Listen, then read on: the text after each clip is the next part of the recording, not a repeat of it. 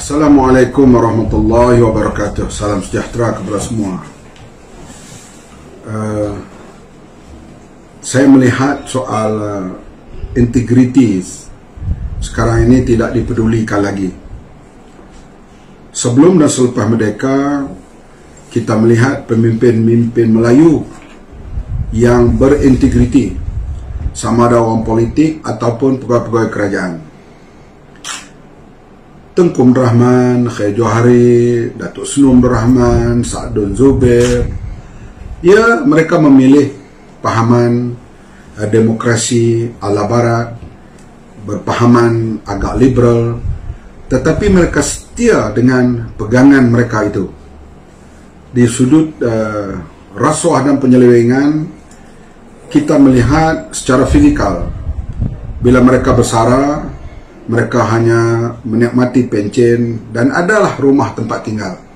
Seperti almarhum Tengku Abdul Rahman, bila bersara adalah sebuah rumah di Batu Peringgi, kemudian menulis dalam surat kabasta untuk menambahkan sedikit pendapatan daripada pencennya yang sedikit.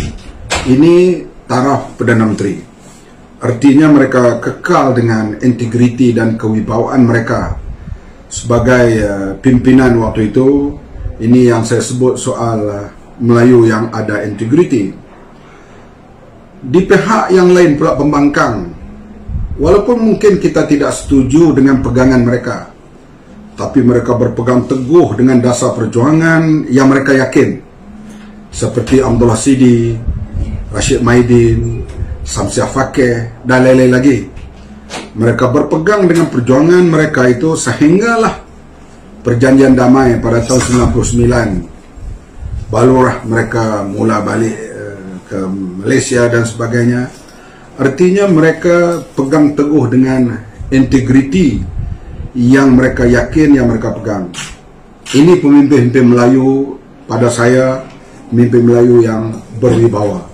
Sama ada di pihak Tengku Abdul Rahman pimpinan UMNO, ataupun pihak penentang yang kita mungkin tidak setuju cara mereka, yang parti mereka diharamkan, tapi mereka istiqamah dengan pegangan mereka. Adapun parti-parti pembangkang yang lain banyak juga melahirkan pemimpin Melayu yang penuh dengan integriti. Parti Islam pula kita lihat bila nak membuat suatu perubahan, mereka berunding, berbincang melalui kongres dan sebagainya untuk membawa parti Islam menyertai kerajaan campuran dan kemudiannya Barisan Nasional. Lahir pimpinan-pimpinan, tokoh-tokoh yang penuh dengan integriti seperti Dr. Burhanuddin Al-Helmi dengan Dr. Profesor Zulkifli Muhammad dan lain-lain pemimpin, termasuklah yang kebelakangan ini orang seperti Tuan Guru Ni Abdul Aziz, Tuan Guru Surawa, Ustaz Fadil Muhammad Noor. Bagi saya mereka adalah pemimpin-pemimpin Islam, pemimpin-pemimpin Melayu yang penuh dengan integriti. Mereka yakin dengan dasar perjuangan mereka. Apabila kita nak membuat suatu perubahan melalui perbincangan yang lama dan panjang, berbagai pandangan diambil untuk kita bekerja sama dengan parti-parti non-Muslim, seperti yang berlaku pada menjelang pilihan raya 2008 yang berakhir dengan wujudnya Pakatan Rakyat. Sebelum itu Barisan Alternatif, Pakatan Rakyat. Begitulah juga kemudiannya yang dipanggil Pakatan Harapan. Ia melalui perbincangan dan sebagainya.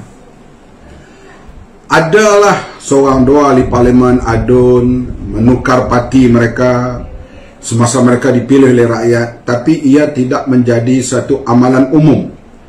Kalau ada yang berbuat begitu, selalunya rakyat tidak terima dan partinya mengutuk tindakan-tindakan yang meninggalkan parti mereka dengan tanpa sebab. Melainkan kalau parti itu mengubah dasar. Misalnya Parti Islam PAS yang membuat penjelasan bekerjasama dengan Keadilan dan DAP, kemudian mereka keluar daripada gagasan itu, artinya mereka ubah hala tuju. Itu soal lain lah.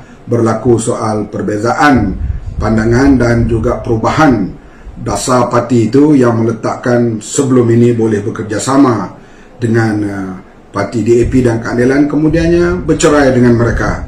Dan sedangkan kita menang besar 2008 di atas kesatuan ataupun coalition dengan parti-parti yang kita bekerjasama, termasuk DAP, Keadilan dan badan-badan NGO yang lain.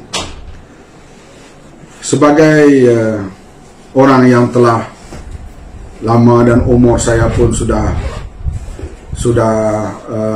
tinggi, sudah nak dikata bahasa yang kitanya dah mulai menjangkau usia telah tua. Saya menasihatkan anak-anak muda, tak kira daripada apapun kaum,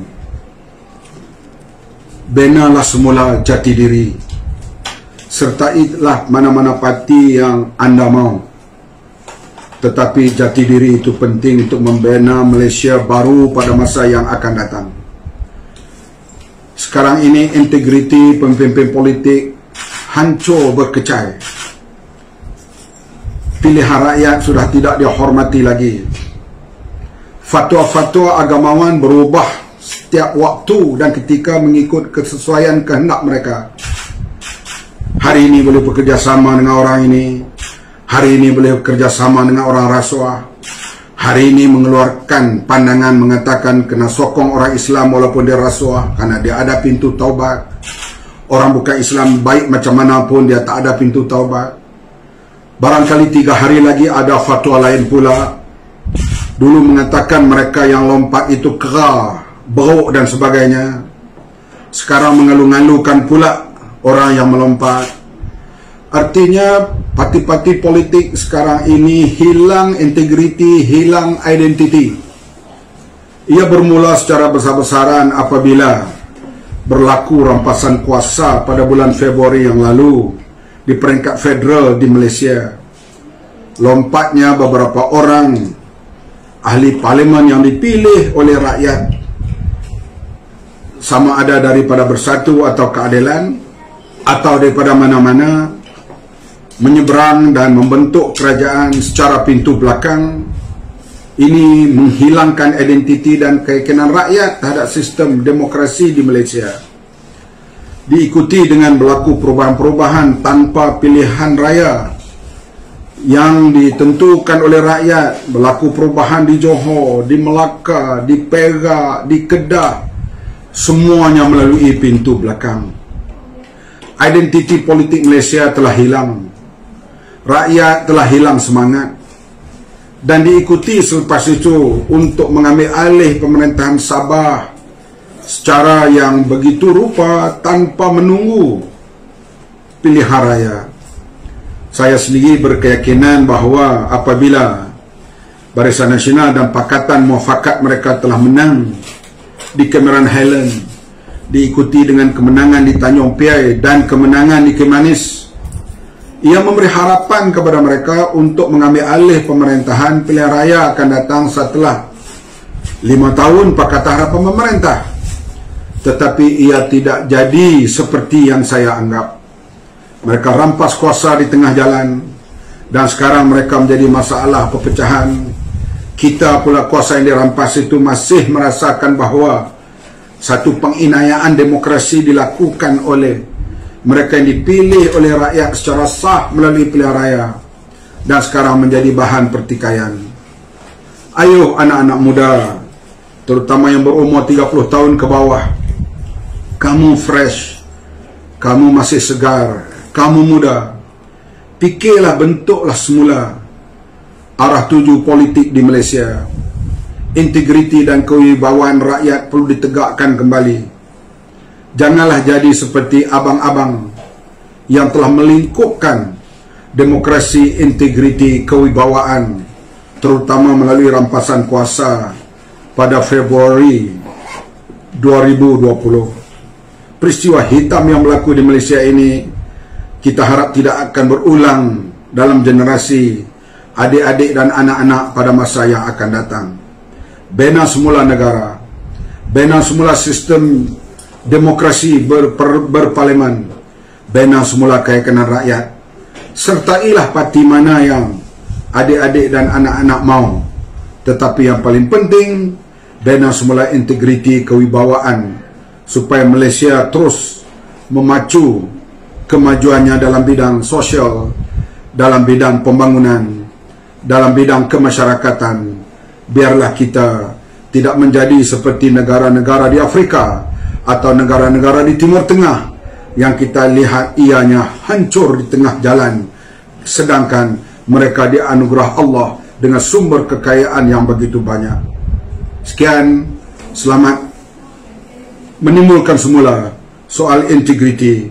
Melayu berwibawa, rakyat yang berwibawa, rakyat yang berintegriti, supaya kita dapat jelmakan semula Malaysia, tanah airku yang tercinta.